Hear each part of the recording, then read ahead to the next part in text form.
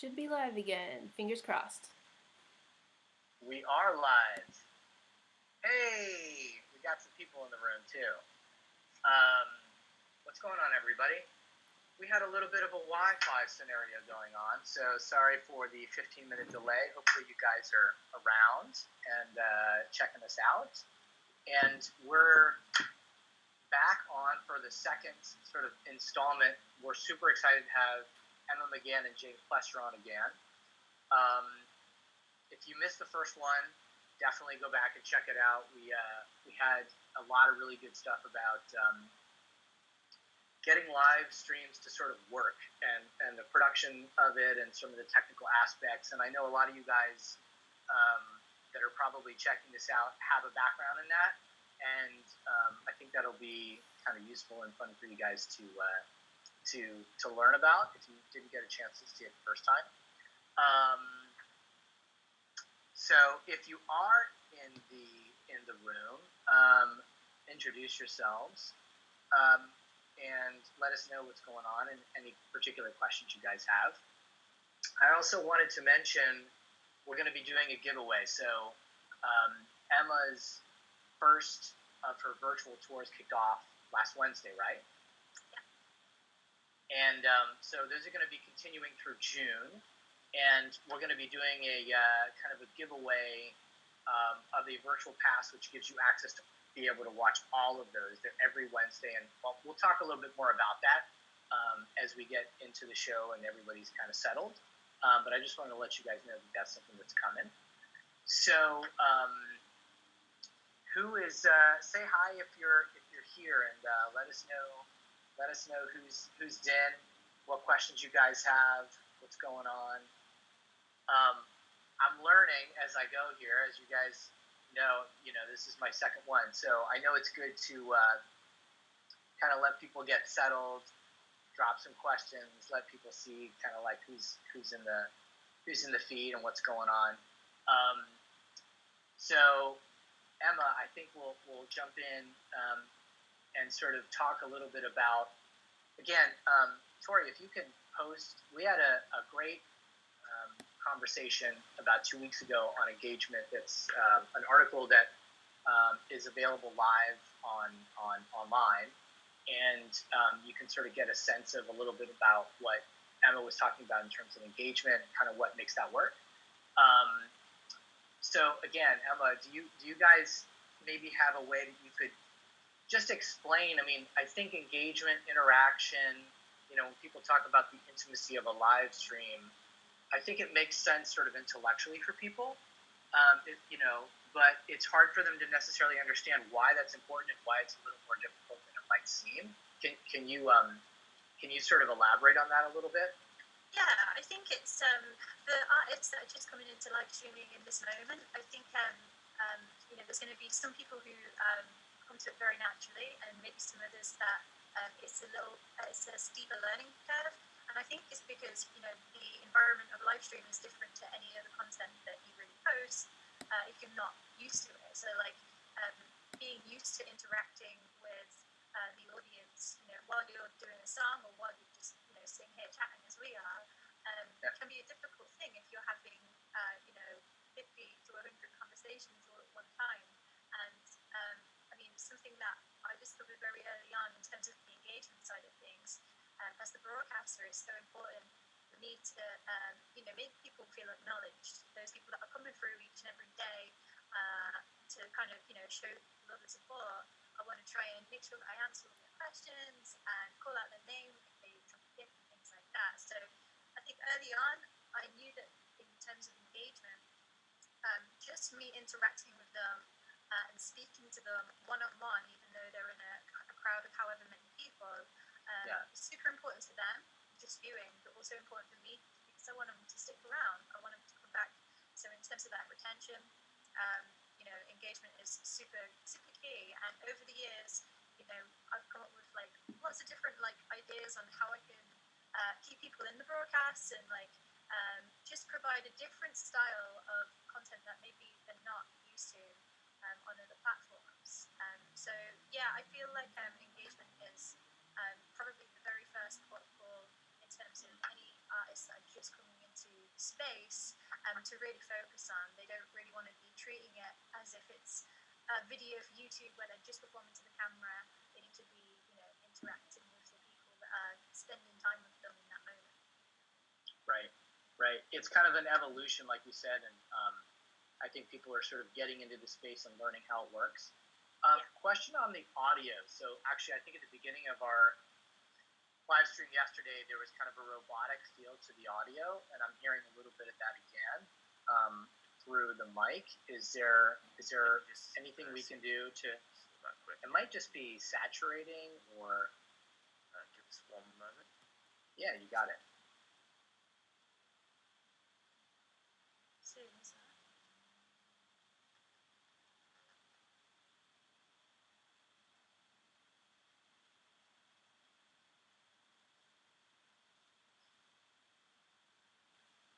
Tori says it sounds better now. Tori, does the mic on their end sound better now?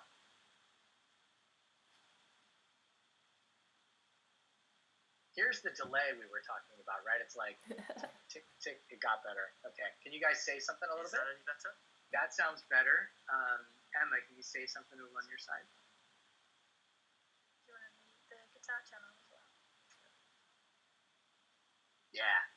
She says, yeah, that sounds better. Better. As few words as possible, Tori, please. Is that better now? Sounds like it. Emma, say something just to make sure it's... Hey, what's up? Yeah. That's way better. Thank you. Wicked. Great. You guys have... Yeah. It's when we integrate Zoom with our current system, because they're using different types of drivers on Windows, so the bit rate sometimes just goes out of sync, so I have to just reset it. Got it. It's just a Zoom thing. It's like a... Is it? Yeah, it's the way that Zoom can't see the audio as an ASIO driver. It sees it as a Windows media, as a normal Windows driver. So we do everything with ASIO, which is super fast and no latent. But Zoom, I can't put it into Zoom like that. Without getting too technical. But anyway, we just have to restart Ableton, and it resyncs it, and then we're back in. No, that's actually super. I think that's what you just said is kind of super important. Maybe we can clip that, put it into yesterday's or Wednesdays, because I feel like so much of this, again, it's like if you have a really great band and they come in and do a really great recording, but something technical isn't quite right, you're still going to get a great recording, but you always want to have that stuff figured out. And that technical piece is just as new for most of us. It's not new for you guys, but it's super new for most of us. And these little snake pits that you don't anticipate can affect everybody, right? So, I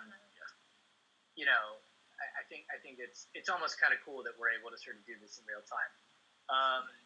So I guess that's kind of a nice sort of seg. So James, when you're putting this stuff together and getting the engagement to work, there's some latency issues that you guys, it sounds like, have kind of learned to work around and sort of optimize against. What are some of the things that you try and figure out to help facilitate engagement? So I was just saying before that when you've got a lot of people viewing, obviously when you're first time broadcasting, you're going to have very small numbers and you're going to interact one-to-one. When you start getting quite a lot of people in the chat, will move fairly fast. It depends on what you're doing in the broadcast. We find like when you're just playing and singing, it's not so much like that. But when we do things like we used to do a lot of like Instagram like sprees, so we'd get the Instagram up on the phone screen on the screen so people could see it, and basically if anyone came and liked the photo, then Emma would go and just spam below their photos, and that'd be the thing live. So you get all these people. Obviously, as an artist, you're growing your socials really fast because you're getting all these people coming in, liking your content, liking your, following you on the social. But when the chat's moving that fast, we actually have a monitor we've moved onto its side so that the chat box is longer. Because on a normal monitor, you're only doing half the resolution you can. When it's moving so fast, I think it's a combination of, there's only so much you can do from the technical side. The websites, the technology is only so fast. When you're going down the stream key side, so anything like Twitch and YouTube, where you use an actual stream key, something like OBS, it's always going to be a little slower because you have to send your feed first to them, and then they have to digest that feed and send it out, and then the viewer sees it, and then the chat, however long the chat delay is. Whereas some sites like YouNow, where everything is done via like a webcam input, which is a lot more just real time. You're not sending it to somewhere else first. You'll find the latency on those sites are a lot faster. So especially live streaming sites where it's all mobile, so using your phone's camera and you're on mobile, you'll find the latency is normally faster on those sites than traditionally when you're having to send a kind of feed. But a lot of websites now have ultra low latency, where you kind of sacrifice a bit of stability for the viewer. So if the viewer hasn't got really fast internet, they may get a bit of buffering, but you get a super fast latency. So you have to kind of decide on the audience and where that works. Some websites like YouTube, obviously, the way YouTube works is you can send any audio stream to YouTube, and then that will fragment it down into different stream qualities. So if you're viewing on a slow connection as a viewer, you can choose a lower quality, so you're not sat there buffering. But Twitch currently, that's only for partners. So if you live stream at full HD on Twitch and you're, say, just an affiliate, and one of your fans is watching and they can't view in full HD because they don't have the internet, it will sit there buffering. They do have space for channels that are performing well, but only when the server allows it. So that can sort of affect it, and you do have to make that decision between the quality of production and the interaction. It's a weird void that you find yourself in as the broadcaster, where I don't know whether it's because I'm just so used to it, but like it almost, the latency doesn't feel like it's there a lot of the time for me. I find myself kind of addressing questions in a way that isn't so instantaneous. So if I see a question come in, I'll maybe wait like at 20 seconds, maybe I'm talking about the next song I'm going to play or whatever, and then I'll address their question. So the flow of the content I'm bringing as the broadcaster isn't staggered or awkward, where I'm sat there waiting for them to respond or they're waiting for me. So I think there's different ways technically you can go around it, and different ways you can go around it as the actual broadcaster as well. Yeah, and again, I feel like I sort of am giving you guys a lot of props on these, but I think it's important for anyone watching. There's a couple of reasons why this is so fantastic to have you guys on. One is to just be able to kind of unpack so many things that you're doing, but also if you guys go and watch Emma actually doing what she just describes, it's going to look a lot easier than it is, because she has this, any probably good live streamer has a way of kind of tossing things out that people can respond to, but not in a way that it requires instant response. And then there's this sort of circling around of the topic, and then people play off it, and then she can play off of that. It's a different cadence, and it's this sort of breath, like you're talking about, like something will happen, and you have a way to sort of let that sit and come back to it. What among the main sort of live stream platforms for engagement now, if we think about like just the natural flow of the room, so to speak, Twitch. Let's look at Twitch and YouNow. How does engagement feel or work differently, or do you have a preference? And engagement can mean everything from what's the community like, and how do the people that are on those platforms interact differently, to latency or technical things like that. How do they compare? How do you feel like they compare? I think in terms of community, there's like a solid presence on each in the way of music. So there's a solid music community on both websites, I feel. In terms of how the difference in how people can engage, you now have some incredible, and they have for years and years, have this incredibly like customized way of how your audience can interact with you through their sub stickers, or maybe there's like a seasonal sticker that they want to post in the chat. They can send you fan mail. So like we've been saying, like looking at the chat, and if it is going a little bit too fast and they want to ensure that you see their message, they can send a fan mail, and then it pops up on my screen at the very top of the chat. So there's no possible way that I can miss that question. That's something that they brought in years ago that I thought was so useful, and still is to this day, because like you say, as the broadcaster, I feel terrible if I miss somebody's comment and then they comment later on to say you missed my question. But if they send like a fan mail or something like that, that's just another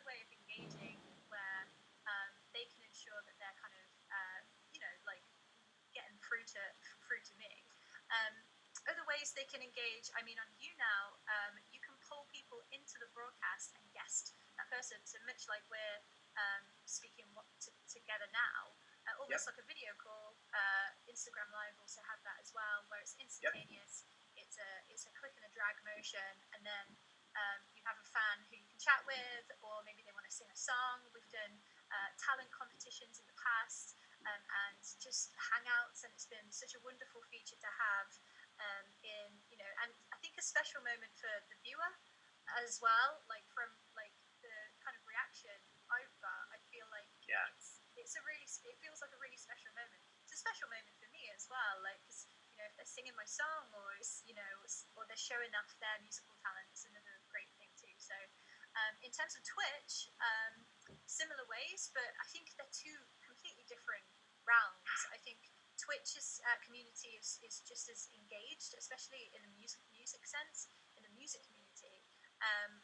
In terms of how they can engage in the chat, there's a lot of, for the broadcaster, there's a lot of things you can bring in to make your broadcast more interactive. So, you can pull in different kind of add-ons to, depending on what you're using, whether it's Streamlabs, whether it's Stream Elements. You can bring in different factors where people can interact in the chat using commands, so they can maybe, bring up, or they can change the lights in the room that you're sitting in if they subscribe, if you have that programmed, or there's endless ways you can really customize the experience for the audience. So that's more, you feel like that's more available on Twitch as far as the sort of breadth of different kind of technical engagement that can happen?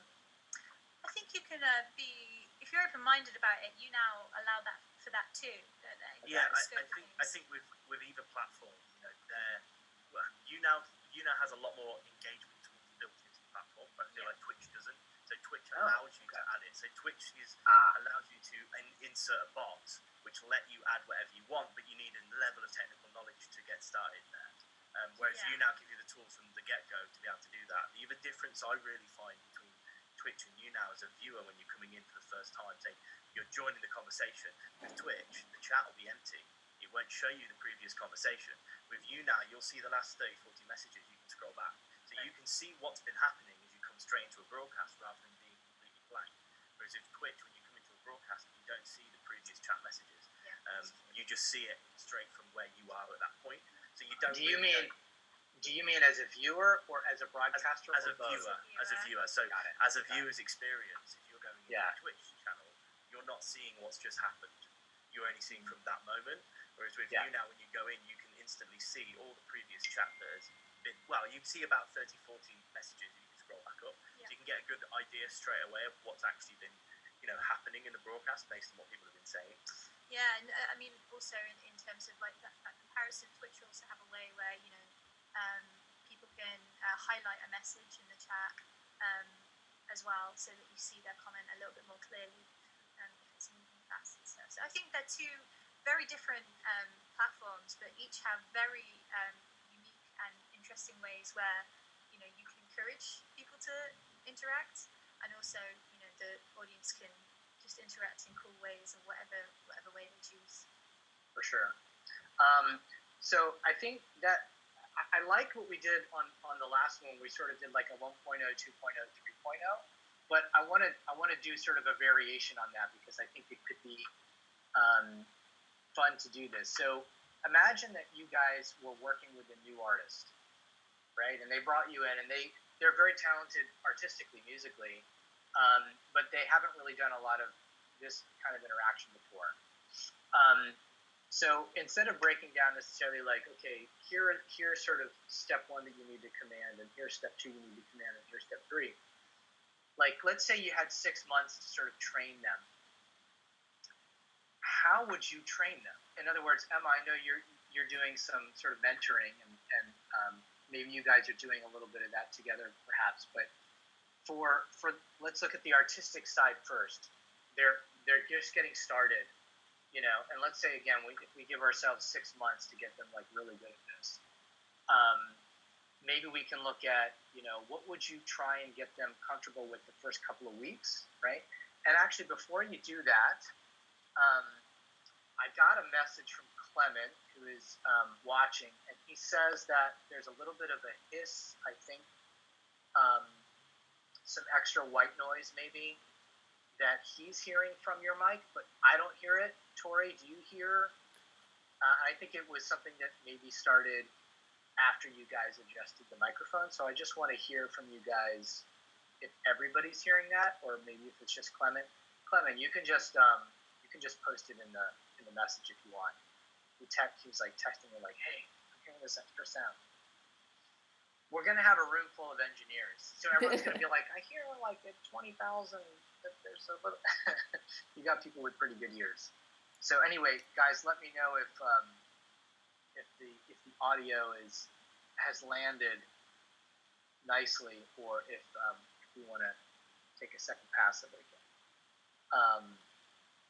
So that said, why don't we look at sort of a few different layers of this? So like, let's say the first couple of weeks, you're sitting down with an artist and they're like, "I'm really nervous. I don't know what to do." And you're like, "Great.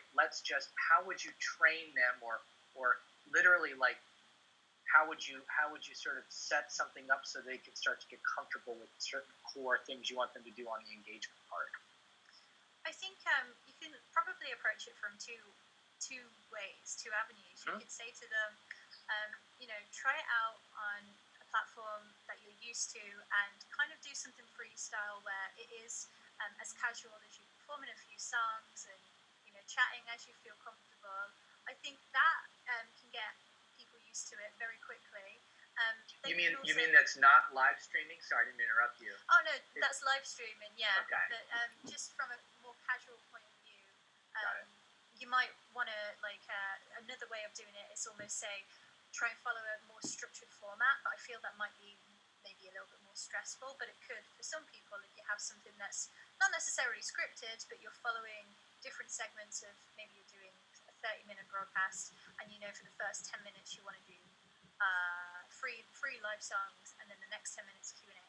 I think going down the casual route and then the more structured route to start off to see where you fit as a broadcaster there, that's a good way to start off. And then from then on, I think it's about really leaning into it with your own personality. It's a very kind of vulnerable position that you put yourself in as the broadcaster, because it's a very transparent format. There's no room for editing, and if you make a mistake, that's it, and that's fine because you're human. And getting over that speed bump in a world where many people and many artists are used to having that kind of time to have their content edited. I think getting used to the fact that things might go wrong, but that's okay, is a big speed bump for people. That's what I would anticipate. And then so I think leaning into it and just not being afraid to let your personality shine. I feel like what's really worked for me as a live streamer over the years is balancing that music content, but also the personality-driven content as well. So they're getting to know my music, but they're also getting to know me. And I feel like by lowering that barrier a bit, definitely in the earlier days, it kind of opened me up a little bit easier to the format itself, and maybe got me used to dealing with really interacting with a chat, which is essentially just words and not a video stream. So that's probably something that I would say. Start off casual if you're not too sure, and go at your own pace. That's really important. I think in terms of the technical setup, I think currently in this moment, it makes sense to work with the equipment you have and not focus too much on upgrading because of what's happening. Going live on Instagram, for example, where it is just as simple as picking up an acoustic guitar, works, but you can always look to upgrade that in the future. I feel like it's a very saturated space, particularly right now. So I feel like another tip would be bringing your own personality and brand to what you do, and doing something unique. Everybody is going to be sat in front of a camera with an acoustic guitar, and it's almost it's not going to help with the retention. I think for new people especially coming through, hopefully they love your music, and I'm sure they will. But what else can you bring that is unique and different, and not being afraid to just do something outside of the realms of just your songs or just music in general, bringing more of your personality into it. I think is a really important thing, and will just help you as the broadcaster just move into things naturally. So you've got to be comfortable, otherwise I feel it comes across on the stream, and your viewers see that too. And I feel like if you're not comfortable, they won't be comfortable, and they won't want to watch, and it might be a bit cringy for them. So approaching it from a casual point of view is probably the first step, I would say. I think so guys, I can't wait to hear what you're about to say. I didn't mean to interrupt you. I just want to, there's so much great stuff that you just went through, because you're so well versed in what you just talked about that I actually, this might sound a little nerdy, and that's part of my personality, so I'm following along with your ideas here. But Tori, I don't know if we can pull this off in the middle of a live stream, but let's try. There were probably 4 or 5 really good points that Emma just made that I would like to just see if we can jot down in the notes, in the posts. So one is this sort of difference between casual and sort of structured. And incidentally, Emma, you talked a lot about that in the article as well, in the interview, so you guys can check that out. And there was a very good sort of the pros and cons of each, and sort of finding your voice and seeing which one of those feels that sort of blend of how much of the improv and impromptu stuff you want to do, and how much of the let's do 10 minutes of this, and how you blend that, and just sort of experimenting. So that's one. Another one is trying to do something that's different, right? So if you're going to be one of a million people that's up with an acoustic guitar singing, it's not a bad place to start if that's where you live. Yeah. But ultimately, it's about finding something that separates you in some way.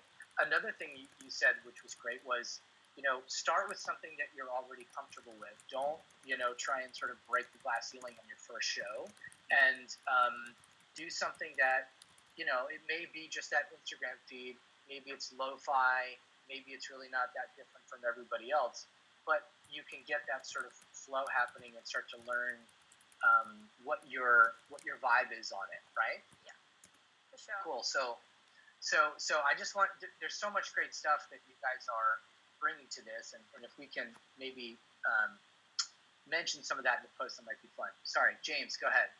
I was going to say, I think to start with, you need to really train the artist to understand how the viewer sees it. Because if an artist never live streamed before, they're seeing themselves as, they perform to a crowd of people. They don't know who any of those people are. It's a one-to-many experience. And there's a point in streaming where that does happen. Once you start hitting, higher numbers, and, we've had that in a lot of the streams where we have, the chat's moving so fast that you can't actually talk to those people. But from a very early stage, you need to understand that you interacting with that person and saying their name makes their day.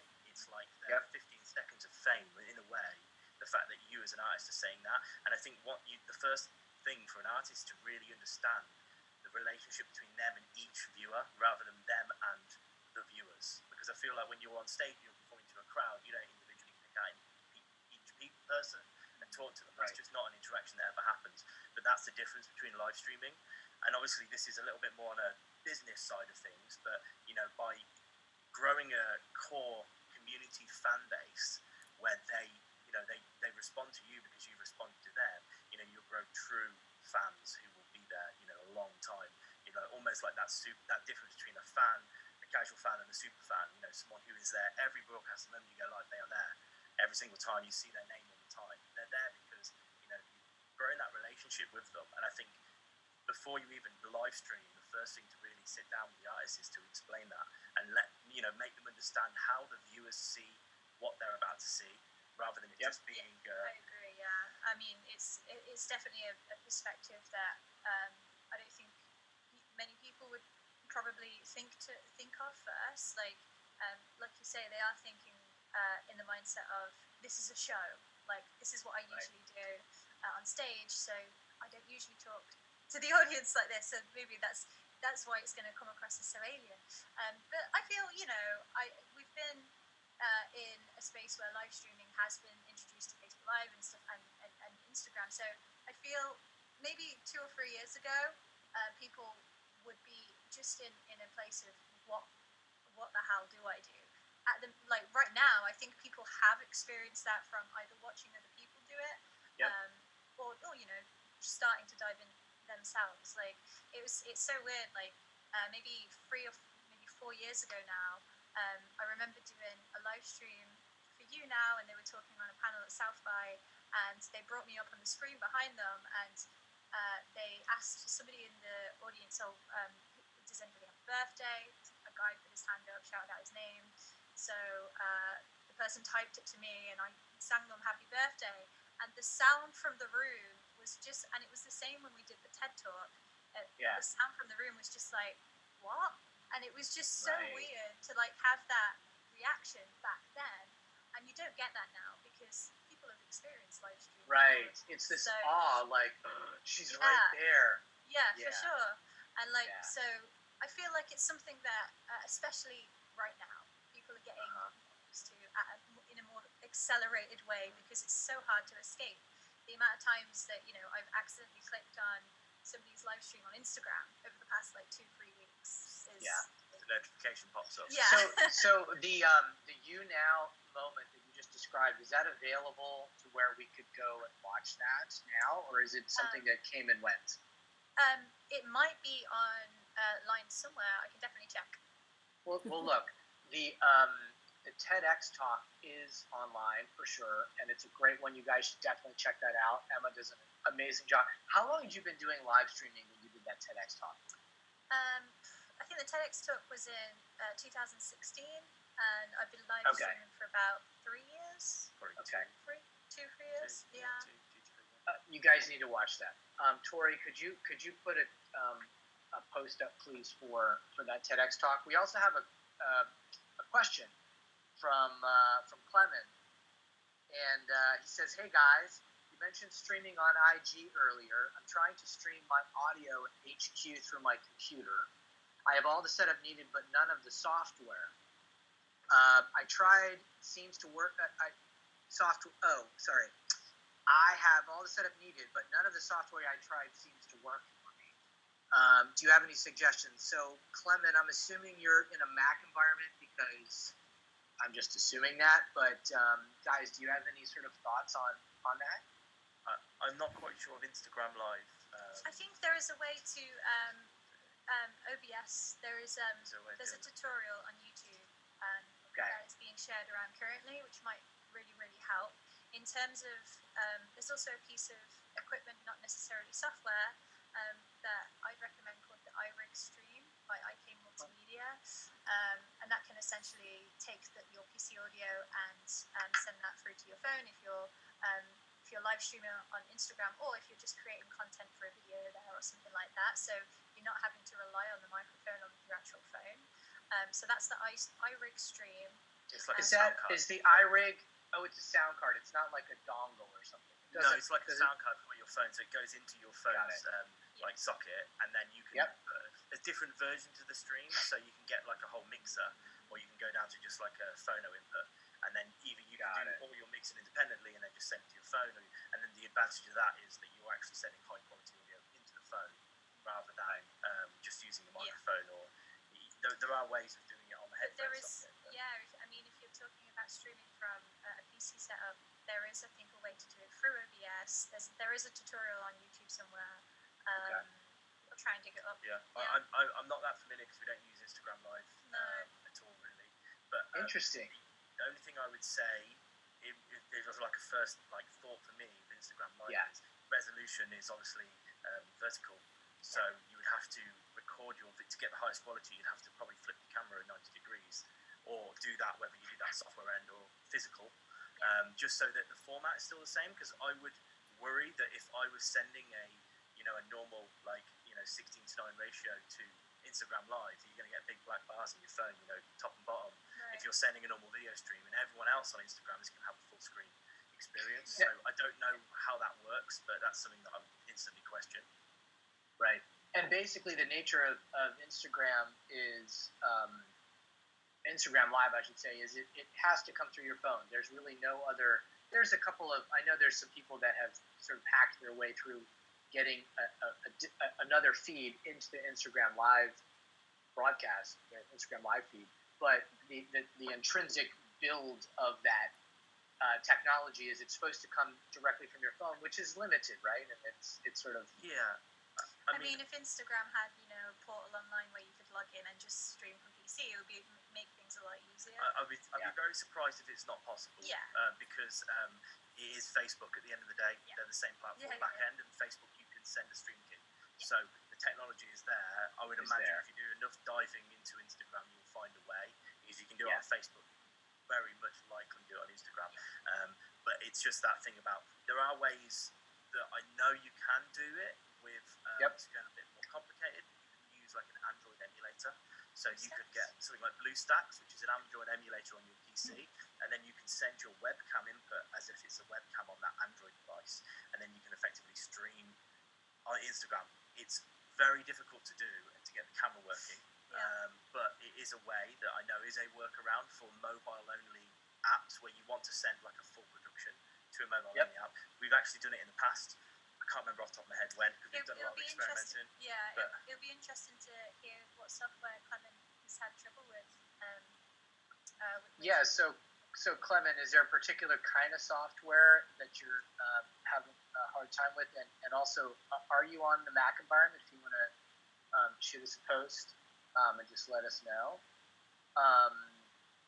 Also, I didn't want to Emma's point before, a noob had asked a question actually on the previous live stream, and Tori had mentioned it again today. I actually am going to probably put that one out on the next live stream because it's more to that. But he was basically asking, Anoop is a producer here in LA and a songwriter, and he was asking if Emma, if you exclusively for all your new material that you produce, you guys create as an artist, do you take submissions basically, which is more of that collaborative aspect. So I'm gonna have that be something that we answer. I just didn't want to let you guys think that I'm not getting to that question, but we'll do it on the next one. Clement, hopefully that gave you some ideas, and I also have a couple of. It's interesting. I tried OBS. I'll check the YouTube did. And I use Mac, yes. The iRig looks cool. Also, thanks for the camera flip tip. Yeah. It's interesting. I've also spoken to a lot of people the last 3 weeks that are more on sort of different tiers of like premium live streaming, large events and things like that, all the way down to all the rest of it. And I know there are people out there that have figured out ways to get a more professional studio quality audio through Instagram Live, but it seems to be something that's kind of this bit of a black box solution, right? So I'm glad you guys were able to mention a couple things, but you're welcome to kind of elaborate a little more. No, Instagram as an app, it just has lots of problems, to be honest with you. You can't actually upload, for anyone who puts content on Instagram regularly, they'll know that you can't actually upload stereo audio on iPhone.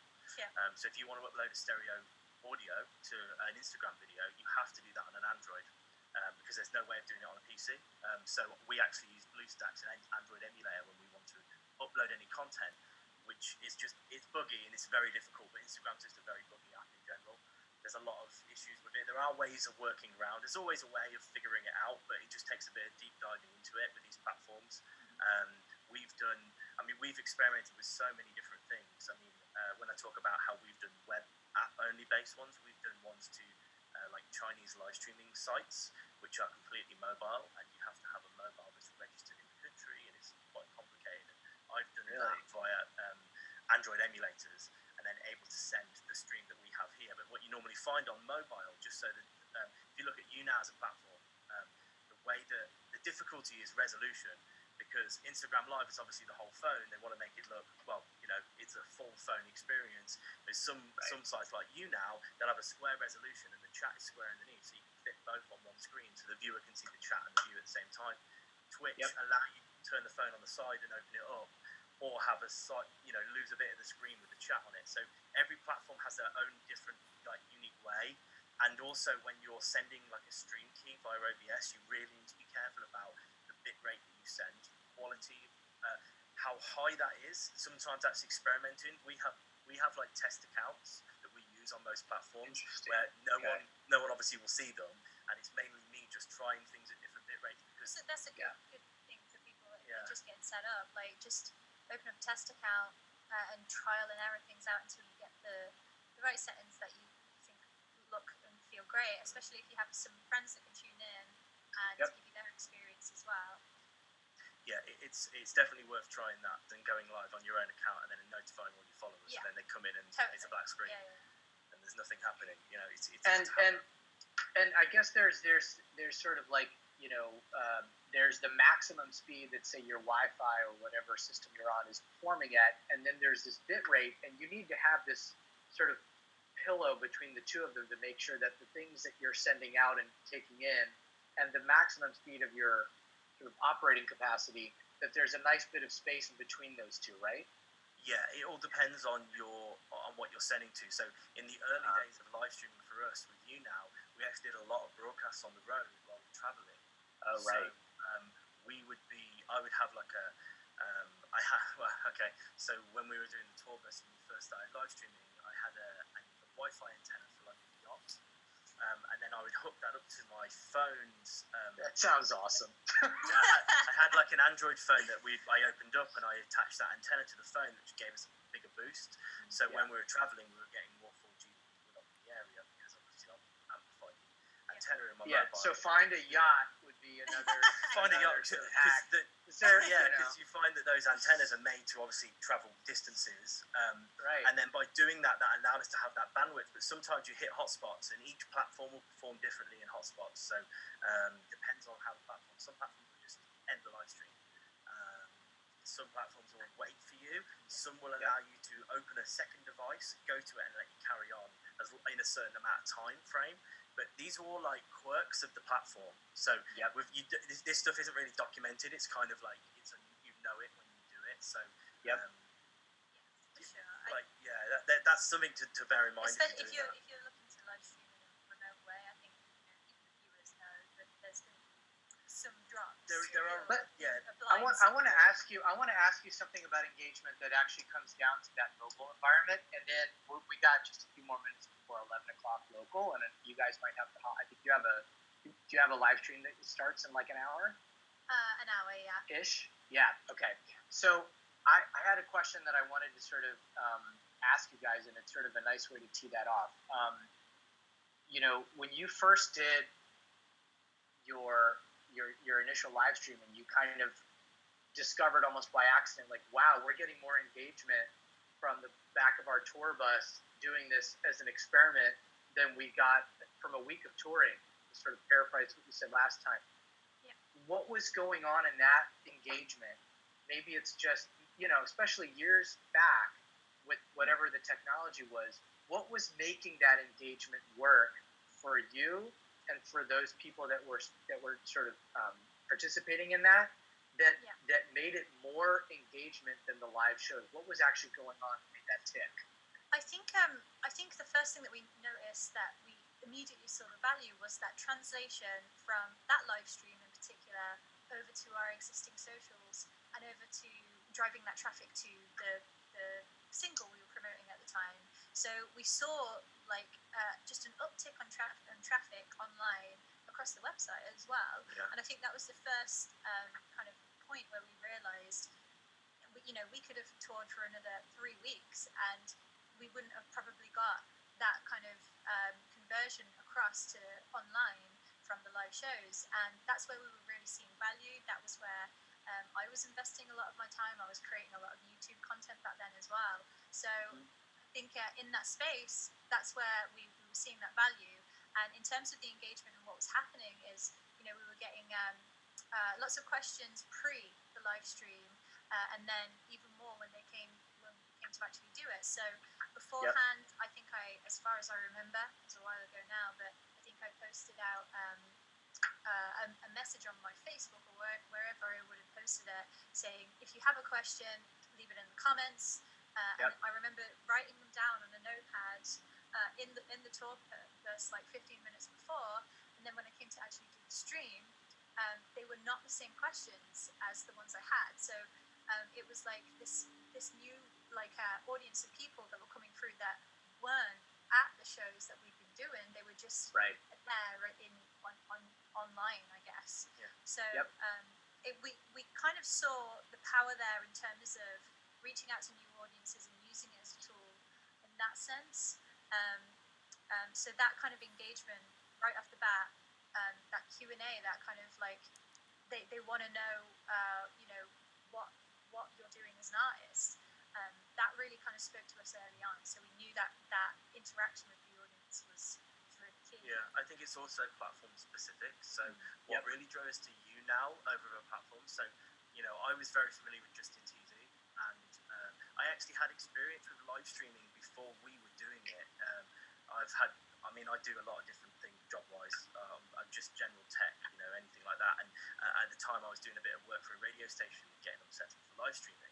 So I'd already quite familiar with platforms at the time and how to live stream video, and had all that technical knowledge down from figuring all that out for someone who'd reached out to me. And the difference we found with you now, we tried YouTube at the time, which you could live stream back then. It was very basic, but with YouTube, if you didn't already have the audience, you wouldn't get any new people to your stream. So you'd get the people who already followed you on YouTube, your subscribers. You wouldn't reach out to more. The difference with you now, especially back then, is that the I don't know what the word would be for it, but the discoverability. Yeah. So you're live and you're in this queue system where you're behind other people in like a hashtag. When someone leaves from one, all those viewers instantly get taken to the next person, which means you're constantly getting fed new people. It's a double-edged sword because it means is that true now too? Yeah, so that still happens on you now. I didn't realize that. Which is what's great about, like, when we first started doing it. We were doing the traditional musician thing of gigging and touring and trying to build a following, and it's tough, going out and doing that independently. And then the weird thing for us on the first live stream was people were there and we didn't know who they were, and they were like, "Oh wow, I love that song." And we were like, "What?" After trying to get people to get into the music, instantly people were there for it, and we didn't have to go out and find them. They just came to us. That was the big difference, I think, with you now for us, was that it was so easy to grow an audience and a fan base compared to say YouTube and other platforms. Twitch has discoverability, but you normally find that it's a bit of a snowball effect. If you're already big, then you will be on the front page, which means you're going to get more people when they come in. So if you're already big, you get bigger, but the smaller artists don't get that seeing in. It's going to happen with any platform. When you start getting thousands of people broadcasting, there's no way ever people can watch everyone at the same time. There's always going to be people at the bottom and people at the top, like with any platform. But we found with you now that it was very easy to it was like they were throwing new viewers at you all the time, and some of them would stick and some of them would move, and that was, I think, really the thing that drew us to you now. Because we tried every platform at the start, from a live stream point of view, and you now was the one we were just like, wow, these are not just like. You worry, it's like, oh, is it a bot? Is it a bot that's just chatting? But then there's a merch sale on the website, and it's from the same name as the person who's in the chat, so these are real people and they're coming through. And I think that was the thing for us that really was the start as a first notice point. Now, and you now works only in a PC environment. Is that true? No, it's mobile as well. Okay, it works in both. Okay. Yeah. But it only works on sort of PC/Android, or does it work on Mac as well? No, it's Mac and phone and iPhone and everything. Yeah. So it's been available on all platforms the whole time. So you used to be able to do one of the other reasons we use you now was because of that. So the dog's been there lying in. Oh, it's a puggy.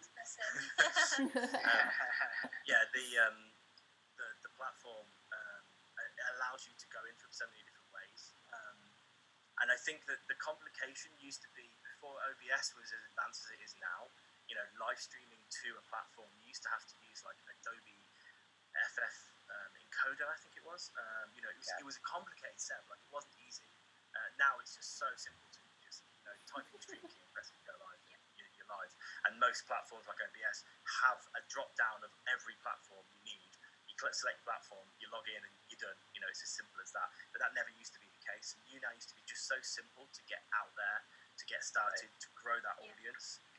Like you say, it's that it was that discoverability factor that really sold it for us. And then from there, like, I think over the course of maybe a month, I'd made connections with new fans that I wasn't prepared to just leave that platform dead in the water. I wanted to kind of continue talking to these people because they were coming back each and every day, and then it just kind of grew from there.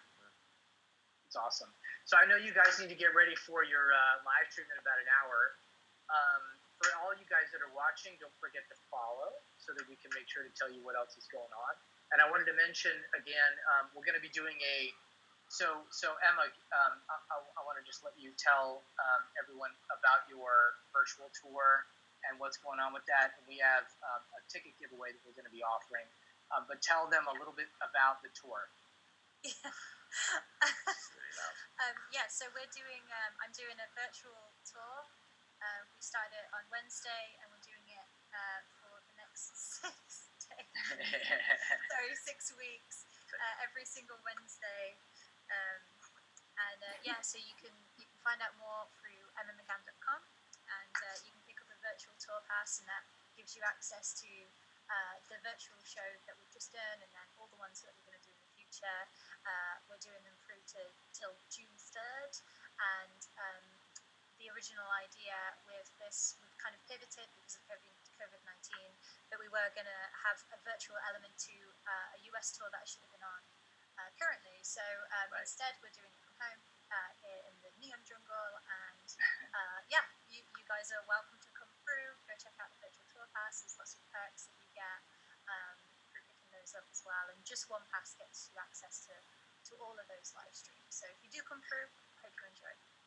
I went to the one on Wednesday. It's amazing. It's a new sound for you guys, and you guys absolutely should be checking it out. We're going to be doing a giveaway for one of those virtual passes, and here's how it works. If you have a particular artist that you think is sort of a top-tier example of either maybe production value or engagement or collaborations that they're doing, or maybe something with their business model that you think is really cool, post it in the comments. Give us the artist name, the handle for it, and a description of why it is that you think that they are sort of one of the best in the field. And then by next Friday, we're going to compile all those, and we'll sort of pick the best answer, and you guys will have a chance to win a virtual tour pass. So that's it for today. Thank you. If you guys have follow-up questions, to sort of use the idea that you had mentioned a second ago, Emma, for anyone that has questions that didn't get on today, email them to me or post them in here, and we'll sort of make a list of this and try and circle back. Thank you so much again for your time, both of you. And next one is going to be Wednesday and Friday of next week, and we're going to be talking about collaborations and how the money works. And we're also going to have Sherry Hugh on for that one next Friday, so don't miss out. And don't forget to follow, and thank you guys for your questions. Thank you, Clement. And we'll see you all next week on Wednesday. Thank you guys so much again. No problem. Thanks. All right. See you next week. Have a great show. Bye. Bye.